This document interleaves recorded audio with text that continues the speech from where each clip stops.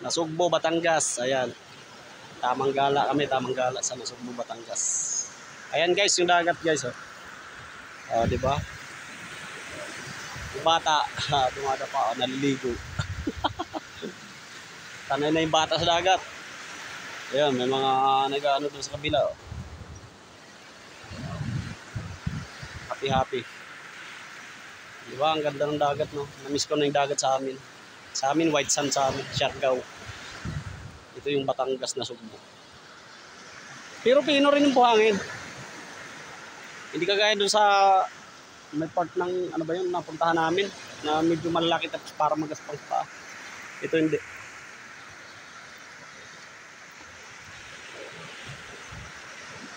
Ay, yung mama oh. Ano para binabad mo na yung paa mo?